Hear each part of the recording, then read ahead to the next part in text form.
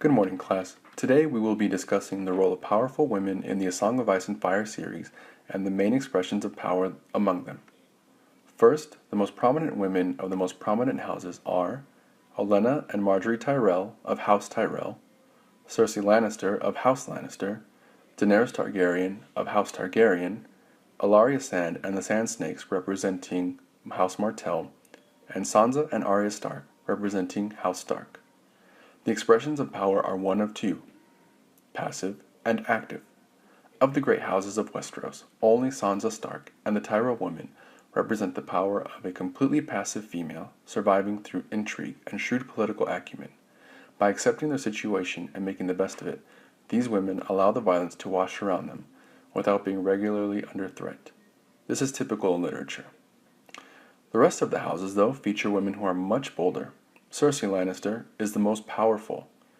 Ellaria Sand and the Sand Snakes are the most proud and vengeful, as well as being the most independent, while Arya and Daenerys represent blind determination to return to a concept of home and reclaim something that they feel is rightfully theirs.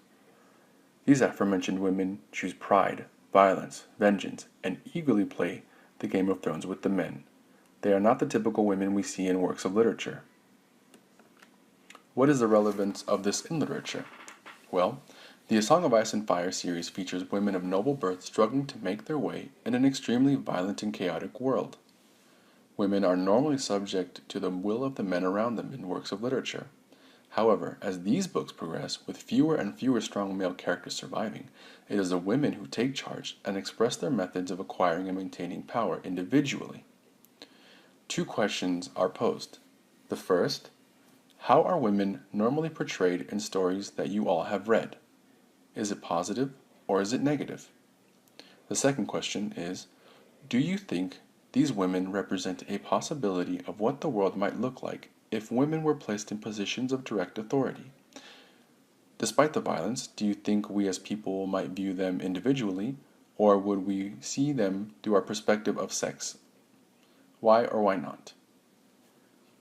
This class is now adjourned. We will be meeting soon. Thank you very much and have a nice day.